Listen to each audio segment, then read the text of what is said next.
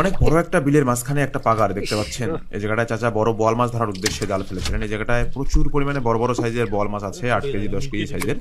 সেই মাছগুলি ধরা হবে ইনশাআল্লাহ আজকে। একটা মাছ খোলা হচ্ছে এবং আরো একটি মাছ জালে, মাছটি চলে গেল দেখলেন। মাছটি জালের মধ্যে ভালোভাবে আটকায়নি এবং বড় মাছ হওয়ার ফলে মাছটি প্রচন্ড শক্তিশালী, তাই খুব সহজেই জাল থেকে ছুটে যেতে পেরেছে। অসংখ্য বড় বড় সাইজের মাছ ধরা হবে আজকে, বিশেষ করে বোয়াল মাছ ধরা হবে, কারণ এই জায়গাটায় যে বোয়াল মাছগুলি আছে সবগুলি পুরাতন বোয়াল। এবং এই বিলটার মাঝখানে যে ছোট্ট পাগাটা দেখছেন, এই জায়গাটায় সব মাছগুলি এসে জমা হয় এবং শুকনো মৌসুমে পানি কমতে থাকলে সেই মাছগুলি ধরা হয়। মাশাআল্লাহ, আরও একটি মাঝারি সাইজের বোয়াল মাছ দেখতে পাচ্ছেন।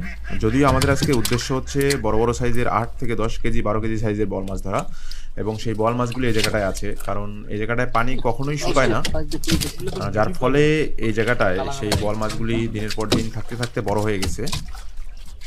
অবশ্যই দেখতে থাকুন ভিডিওটি শেষ পর্যন্ত, কত বড় বড় সাইজের বোয়াল মাছগুলি ধরা হয়। এই জায়গাটায় যে বোয়াল মাছগুলি ধরা হচ্ছে সেই বোয়াল মাছগুলি মূলত নদীর বোয়াল। চারপাশে যখন বন্যার পানিতে থই থই করে, চারপাশে একদম প্লাবিত হয়ে যায়, তখন এই বোয়াল মাছগুলি নদী থেকে বিলে চলে আসে, এবং বিলের মধ্যে আপনারা জানেন যে প্রচুর পরিমাণে পানি থাকে বর্ষার মৌসুমে। সেখান থেকেই মূলত এই বিলের মধ্যে মাছগুলি বড় হতে থাকে, এবং মাশাআল্লাহ অনেক বড় সাইজের একটা বোয়াল মাছ দেখছেন। প্রচুর বড় সাইজের বোয়াল মাছ, 8 থেকে 10 কেজি সাইজের হয়ে যাবে মাছটি। মাশাআল্লাহ, খুব সুন্দর তাজা বোয়াল মাছ।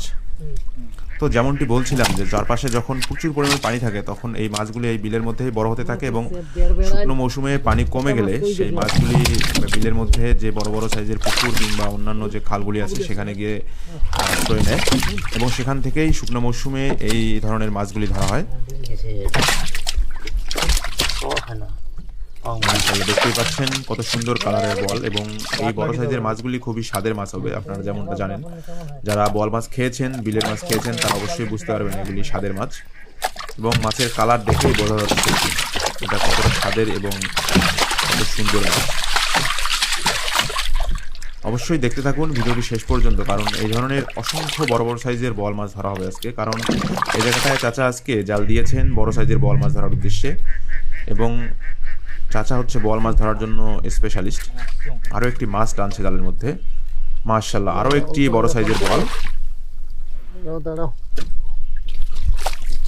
সুন্দর বল মাছের কালারগুলি দেখছেন, কত সুন্দর কালার।